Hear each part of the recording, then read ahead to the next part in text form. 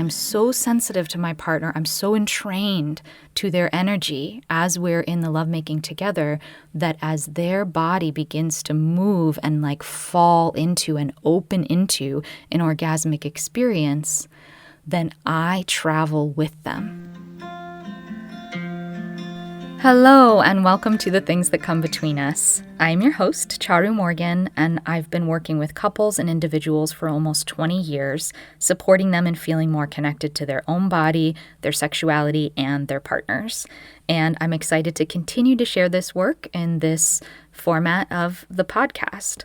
In this podcast, we're talking about the things that come between us and our desire to really connect deeply with other people. Thank you so much for joining me, and if you're inspired to learn more about my work, you can go to charumorgan.com, and we will put that in the show notes so that you can easily find the link. So thank you for joining us, and this week I'm very excited to be talking about one of my favorite topics, which is the exquisite possibilities of lovemaking. The things that, being who we are, growing up in the world as it is, the aspects of sex and lovemaking that are just there waiting for us to discover, but because they aren't in the context of who we think we are and how we've become who we are, we just simply have not been able to access them. And it's super exciting because it's almost like, this is just coming to me, so forgive me if this metaphor doesn't work perfectly, but it's like how they talk about in deep sea life. I'm so fascinated by deep sea life, right? Because there's more that we don't know about deep sea life than what we know. And I would say that that's true of modern sexuality as well. There's more that we don't know than what we know.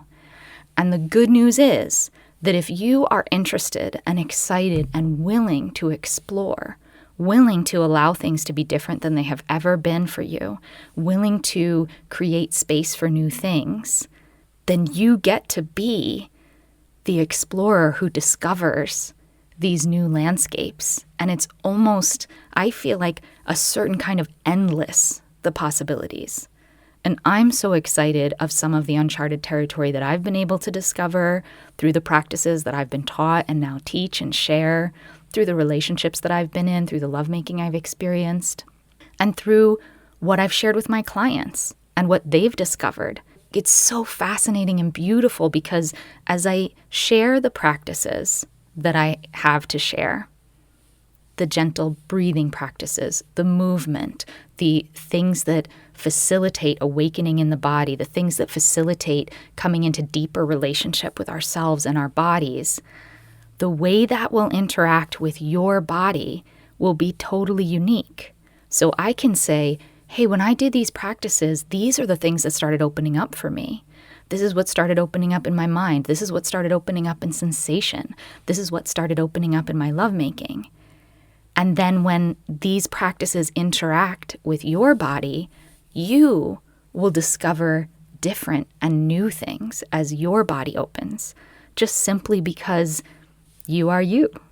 You are your own collection of experiences, of vibrations, of life, of self, and that as these practices filter through your body, they get to teach you something unique because something authentic is rising within you. So while there may be similarities between what happens for me when my body opens and what happens for you, you're going to get to discover your unique things and pieces. And I just love that because that means that we all get to be explorers, that there's no one destination that we're going. And we all get to be explorers and we get to have this really open-ended lens. And that's it's something that it's just not really something we foster in modern life, is this open-ended. And honestly, we don't foster it because when there's spaces where there is no one answer, there is no collective understanding, there is no right, there is no wrong, that space can feel really tender. It could feel a little bit scary. It could feel very vulnerable. And it makes sense why we might want to make things more linear, put things in boxes, allow them to be easier to understand so we can feel like we have mastery or at the very least a safe understanding. And when we go into this territory of the unknown, it can feel wobbly. It can feel a little bit, as I said before, vulnerable. And I think the thing to note is that this is where great discoveries in lovemaking, this is where great lovemaking happens, when we are in an unknown space. And if you think about it like that, a lot of what we're cultivating is our capacity to be more comfortable in those unknown spaces.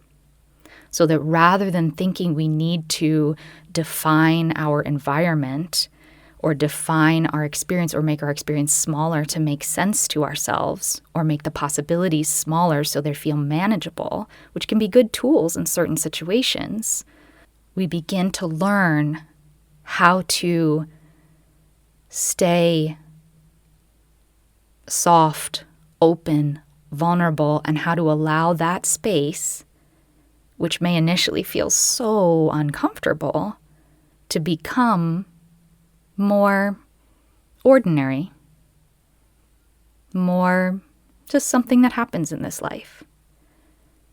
And that suppleness that comes from being, I don't want to say exactly being comfortable in the unknown, because that's not exactly it, but being able to swim in the unknown without shutting down or making things smaller, that will grow every aspect of your life. And especially if you're able to bring that into lovemaking. And so I'm excited this week to talk to you about where it may be possible to go. And there's a lot of different ways that we can begin this journey. And the way that I have decided to guide us on this journey today is to begin with our perceptions of the genitals, some of the places where those ideas have come from about what we expect from our genitals sexually, how we've decided they should feel and be during sex. And then we're going to go into what some of the expansive possibilities might be. And that's it. That's how we're going to do it this week. So the first thing I want to speak about is how oftentimes the way we have learned to relate to sex and lovemaking is our experience often involves a fair amount of contraction. So whether the body is contracting because we are moving toward an orgasm and we're focusing the energy in the genitals so that we can move toward that peak orgasmic experience.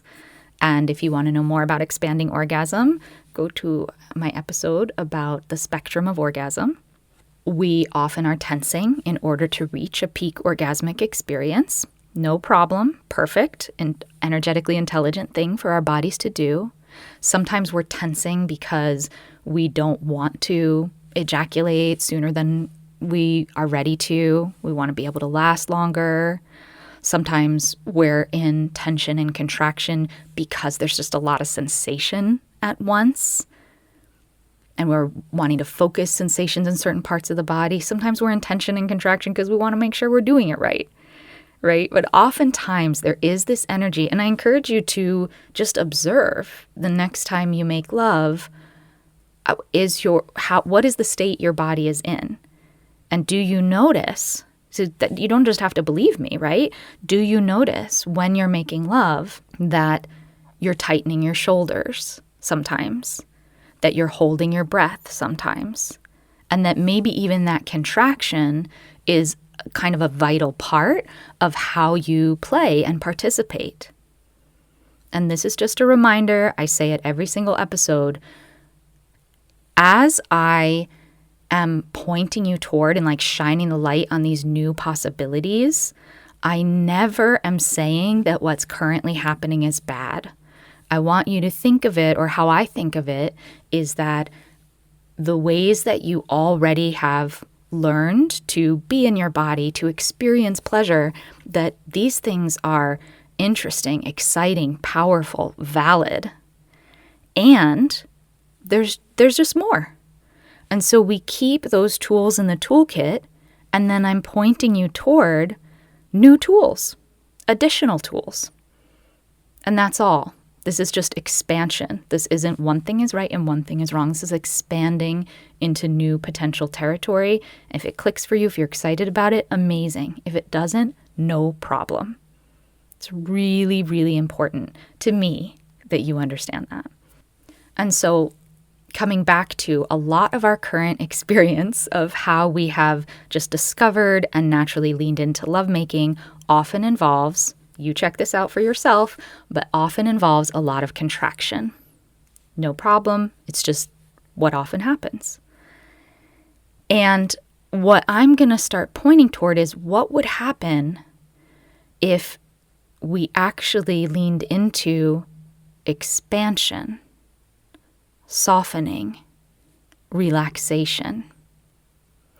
How might that change the way you experience lovemaking?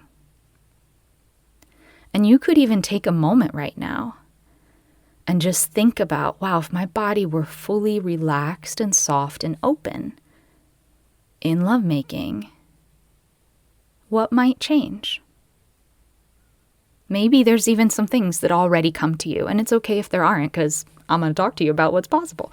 But it's important even to have space for these incredible, possibility that even your body might have a taste for, like, wow, yeah, there is a flavor that something different could come in. There would be this spaciousness and this kind of breathing room. So just food for thought. Okay, so now we're going to talk specifically going into the genitals. And this is so exciting. And I like to think that I'm about to blow your mind. So if we think about vaginas during sex, we often think about an idea that a tight vagina is ideal. And there's a couple of different reasons that this has become the pervasive idea in our culture. And it's so pervasive that perhaps the idea of the tight vagina being the better way to be is so pervasive that we even have something that's called the husband stitch. I don't know if you've ever heard of this. Maybe those of you who've had children might have heard of it. But this is actually a stitch that many times medically doctors have actually done after childbirth, after a vaginal childbirth. Doctors have even done this without consent of their patients.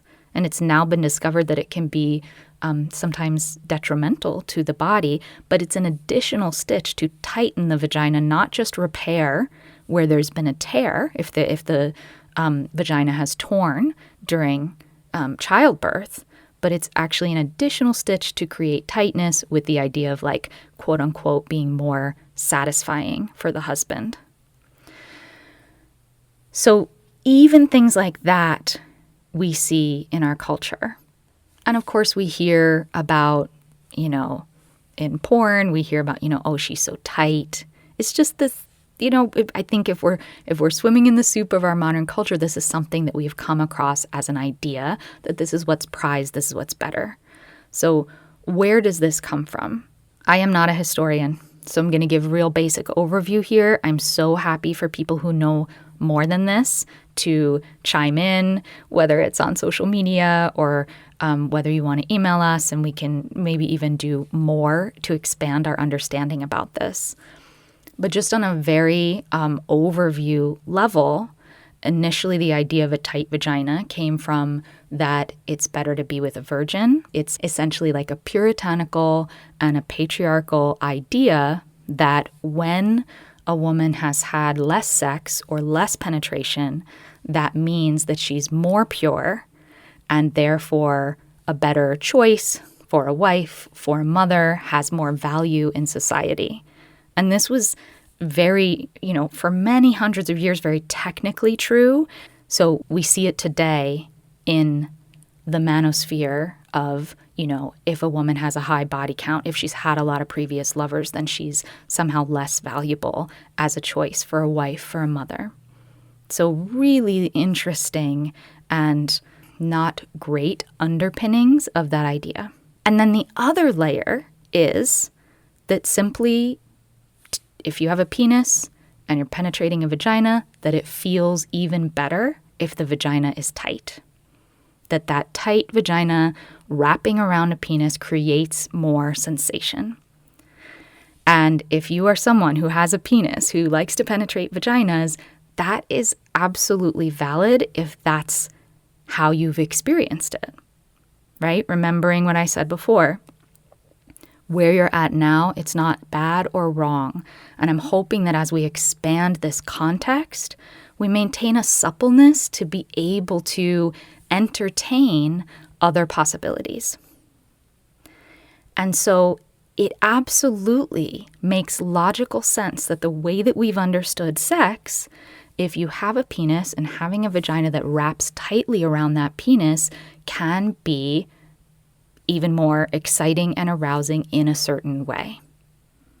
So if what I'm pointing to in this episode is that we've primarily entered into lovemaking from states of like contraction and tightness, maybe not primarily, but it's been an aspect, a strong aspect, and then what happens if there's softening and expansion? How might lovemaking change if we were moving from a softening, if pleasure arose out of softening rather than a tightening? What if, rather than condensing toward pleasure, pleasure was opening out like a ripple, like when you drop a stone into a still lake and it ripples outward? Or we can even see the idea, I know it sounds a little bit cheesy, but like a flower opening. It's not quite, I love the idea of the flower opening. It's not exactly that. Or maybe we can even think of ice melting, how as the ice melts, it expands, this puddle that begins and it expands in every direction. And then we can think about the possibility becomes so wide, the possibility for pleasure, the possibility for where pleasure can arise from becomes so wide rather than narrow.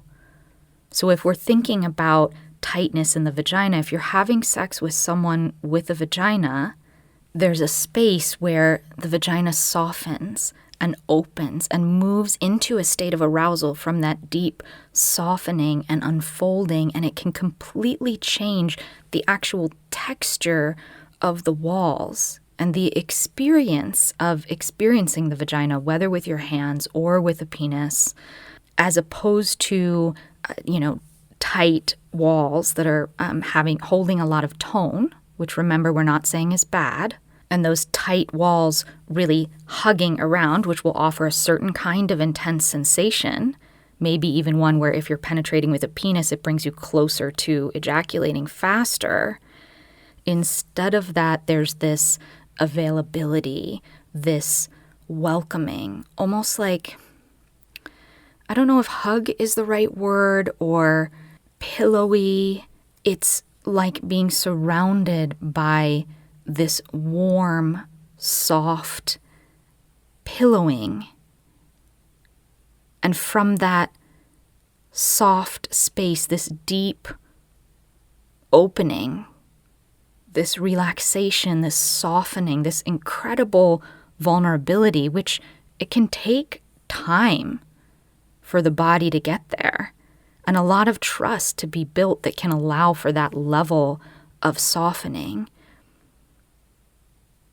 That in many ways, ultimately, penetrating a vagina that's in that space will feel completely expansive and not tight at all. And yet it's like the walls, instead of tightly grasping around whatever's inside of the vagina, that the tissue internally is so expanded that it's beautifully holding and embracing what's inside of it, not from tension, not from tightness. It's like the difference between being squeezed, like if somebody was holding you really, really hard from, around your body, that has a texture. That texture can be really interesting and pleasurable, or being like surrounded by soft silk pillows, just gently but firmly pressed around your whole body. It's just this very soft, open space. And of course, it's totally possible, for example, if you have a penis and you're penetrating a vagina, that when you enter that soft and open space, it won't be as highly stimulating as when you enter into a very tight space that's kind of grabbing around the penis. And the benefit of it not being as stimulating is that it also invites and allows the penis to soften, to relax, or if it's a finger that you have inside of her, it also allows your whole body, like it kind of teaches through the fingers that are inside of her to become relaxed, to become receptive. And as your body, in this case I'll just speak to if you have a penis and you're penetrating a vagina, as your body receives that invitation from this soft and open body, and likely you've both been softening before you even get to this space, it begins to offer an invitation for something totally new to happen in both of your bodies. And this is going to lead right into me speaking to if you have a penis and some of the deep cultural myths about a penis. And so first cultural myth about the penis is that the only kind of good penis to have sex with is a rock hard penis. The harder the better. Wow, you make me so hard. And also, I just want to say, reminder all the time, if you love it when your partner says, you know, oh, I love your rock hard cock, or if you love having a rock hard cock, remember what I'm saying is not that that's wrong or bad. I love that for you. I celebrate it. I repeat this stuff because it's so easy for us to interpret things as like, oh, that must be wrong, and she's saying this other thing is right. I'm not saying that at all. You have that one. That one is already a part of you, and now we're going to expand to more possibilities. So we're just going on the ride. We're staying supple. Well, what might be true if it's not 100% true all the time that my penis is only the best or acceptable or the best way to have sex is when I'm rock hard? What if that wasn't the only thing? So now we're going to have a little vocabulary lesson. I'm going to start referring to the word tumescence in reference to the penis. And in this context, what that means is the normal engorgement of blood in the erectile tissues, that their sexual excitement is rising. So let's take a moment and talk about tumescence, this fullness and this arousal in the penis. And what I'm about to say is going to blow your mind. Every layer of tumescence, meaning every amount hard or soft and everything in between that your penis goes through, can actually be and create incredible pleasure inside of your partner, or even outside of your partner, however you're playing. What if it were true that whether you had a soft penis or a rock hard penis or anything in between, that all of those levels had value, brought different things, could bring different kinds of pleasure? Yeah. What if that were true? What would that mean? I mean, I think it's just right off the top, and I'm going to talk more in detail, but right off the top, we can think about, oh my God, what if you have been feeling so much pressure because maybe your penis isn't rock hard all the time? And I'm just saying in this moment that actually, whatever level of hard that it is, might still be an instrument of profound pleasure when you know how to work with it. Can you imagine how freeing that is? And if you're someone who makes love with someone with a penis and you've been maybe taking it personally that the penis isn't as hard as you think it should be if they were really aroused by you, what if we shift the whole context here and there's a possibility that tremendous pleasure, new kinds of pleasure, could emerge from a 2/3 hard penis, from a 1/3 hard penis, from a soft penis. Yeah. And I'm not even making this up to make you feel better. This is the truth. What great news, right? So for me, I'm going to share a personal story for me. I would say that some of the most profound lovemaking I have ever experienced, some of the deepest orgasmic experiences I have ever had, have been experienced with a penis that is at about, if 100% tumescence is I'm so hard I'm about to come, have been with a penis at about 80% tumescence. So not rock hard. And I'm even going to go so far as to say that even with a completely flaccid penis, as in no awakening of arousal at all, I have had some of the most profound depth of connection and orgasms and orgasmic experiences of my entire life. And I promise you, I am not lying. I'm a person who tells the truth. And so how is this even possible? What the hell am I even talking about? I'm talking about that we have been taught, I used this word in another episode, this word flattened. I think I used it in the orgasm episode. Society has flattened so much of what we see and experience about life. And similarly, it has done that with the potential for true sexual exploration. Even when we think about exploration, we think about the things that excite us and what we could bring to the bedroom that would bring more excitement, more intensity, push us to our edge, allow for more intensity of pleasure. We're often, if we want to expand sexually, we're often leaning toward more energy, more intensity. So even what we think of as exploration, remembering my caveat, that is also a great way to explore. We're not taking anything away from that. That even when we think to explore, we're only exploring in one direction. We tend to explore in the direction of more intensity, more fullness, more arousal, more heightened, more fire. But what's in the other direction? And could it maybe also be fucking great? What's in this unexplored territory or this seldom explored territory? What's over here is the possibility of what happens when the vagina opens and unfolds and softens and becomes pillowy and engorged, not through tension, but through softening and relaxation. And what happens when we can respect and allow for the possibility that all levels of tumescence of the penis,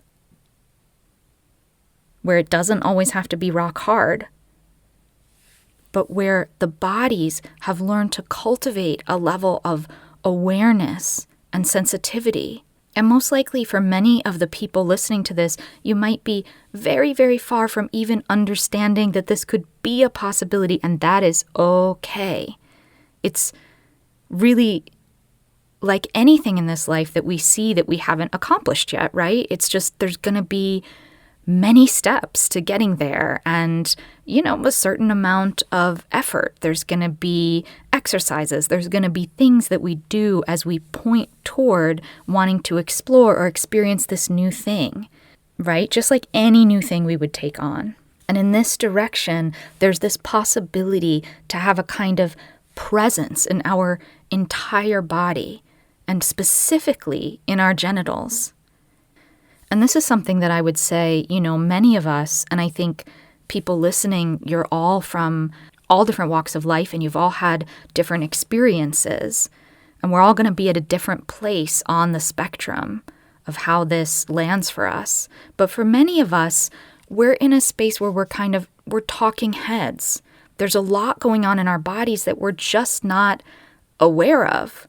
And remember, this isn't wrong. It's just, once again, some of the societal stuff that we don't even know how to feel or experience our own bodies. And sometimes the only time we do have some awareness of our bodies is when we're experiencing arousal.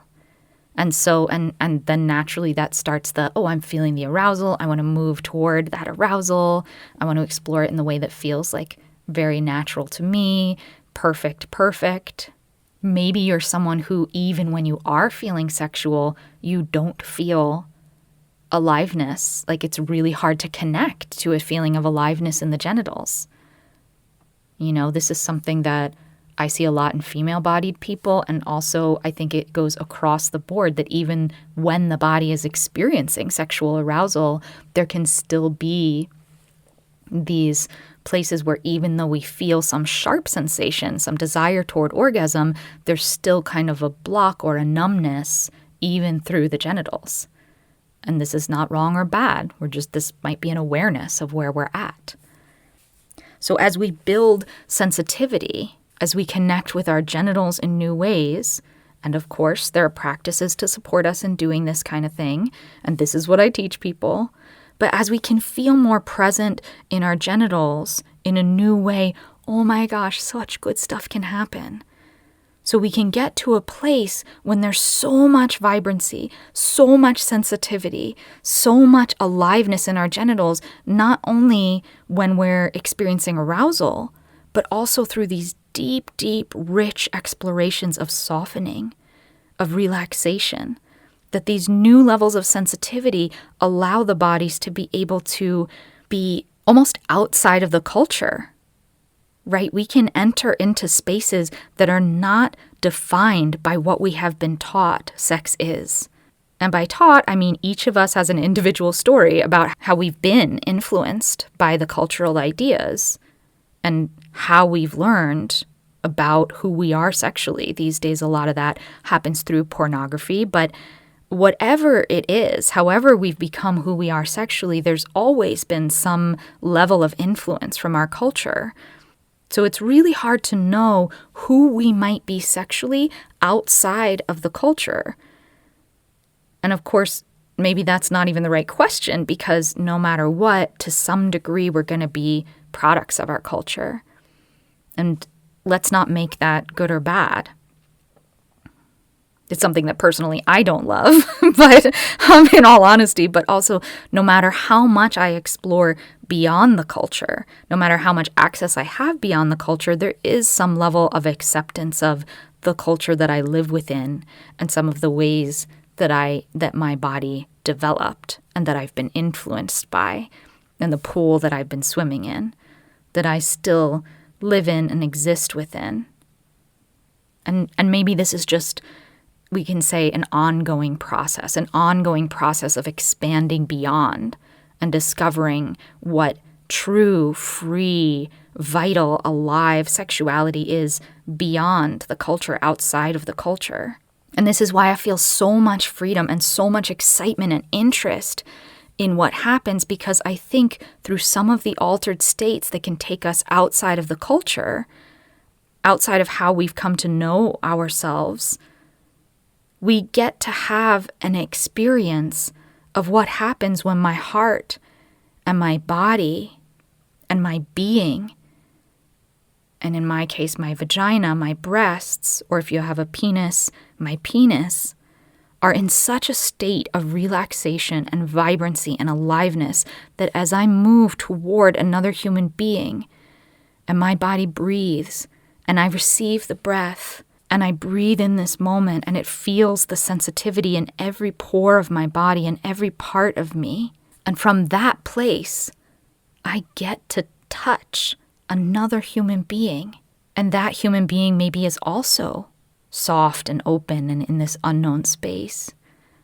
And so when we touch one another, whether we're just touching the tips of our fingers, whether we're just touching belly to belly, or whether we get into a shape where we can even slide a flaccid penis into a vagina, if this is penis-vagina sex, or we could slip fingers into a vagina, or we could reach a hand around a soft penis. This space of sensitivity, this space of vibrancy, this space of softening and relaxation can bring more sensation, can bring like worlds upon worlds upon worlds of discovery in a moment like that.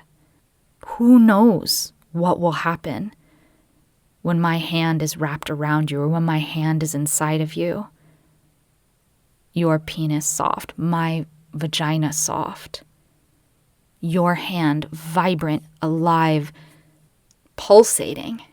My body vibrant, alive, soft, pulsating. What will your hand teach my genitals? What will my genitals teach your hand? Where might we go in this uncharted territory when neither one of us thinks we know what's going to happen next? It's incredibly beautiful. It's incredibly vast, the possibilities.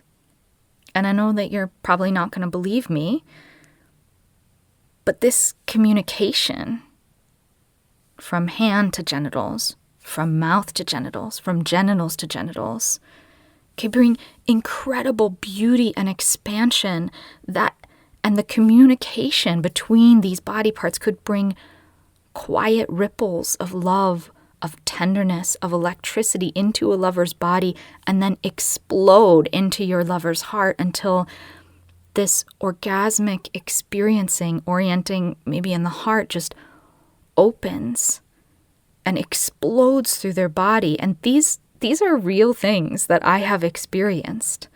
I'm not making these things up. These are things that I have experienced. These are things my clients have experienced. And does this happen overnight just because you try to, play with a soft penis or try to soften the vagina and move from relaxation? No, of course not. I'm just pointing toward a possibility that there may be things that our culture hasn't invited you to consider that might be possible, and perhaps that's of interest to you. So then as we enter into this space through softening, the bodies can become so sensitive, just like some of the effects of this might be, that the bodies can become so sensitive to one another. The bodies can actually begin to read one another's cues. And then when the body is that sensitive, then there's something that can happen where it stops being about defining pleasure. Like, for example, right now, when you make love with someone and they're deepening in their experience of pleasure, you are likely, even if you're inside their body, you're likely outside of them thinking maybe, wow, they look so beautiful when they experience pleasure. Oh, I'm so excited by seeing their face, by hearing their sounds. Maybe your arousal heightens as you see and experience their arousal and the beauty of their arousal or of their orgasm. Maybe you even feel the spasms of their genitals. And yet there's still, even if you're inside their body in some way, you're still outside of them looking out onto their experience.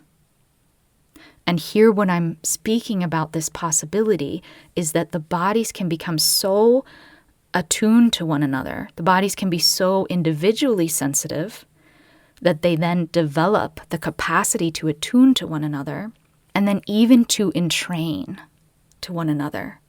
So that when my partner begins to fall into or open into an orgasmic state, which again, go back to the orgasms episode because I talk more about how it's not limited to a peak orgasmic experience. But what can happen is that I'm so sensitive to my partner, I'm so entrained to their energy as we're in the lovemaking together, that as their body begins to move and like fall into and open into an orgasmic experience, then I travel with them. So it stops being about, did you come? Did I come? Are we both satisfied by this encounter? Did we both get that need met? And it becomes instead, pleasure moves us. We experience pleasure. We move together within pleasure. We explore altered spaces. We explore outside of culture in a blooming together.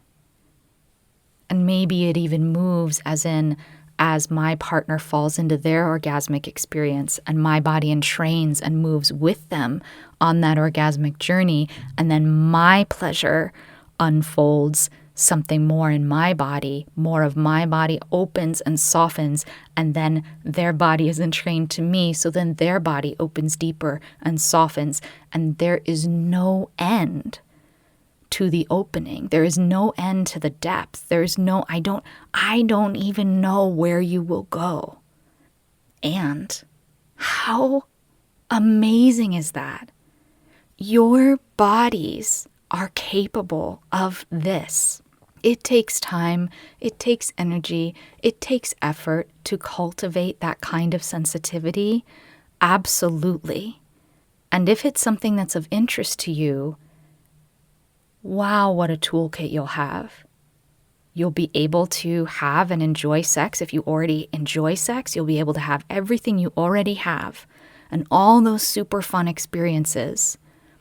And then you have this whole other landscape, whole other worlds, not even just the rest of the world, other worlds that has no end that you get to explore together. And this is what I particularly love about long-term committed partnership, whatever the shape is for you, is that oftentimes to get to those spaces are nurtured most easily when there's safety, when there's a container, when there's a deep level of trust with your partner. And what trust means is different for everyone, but when that trust has been built in an authentic way. And then those spaces are the places where, oh my God, what you can touch, experience, know. And how will that change everything about your life?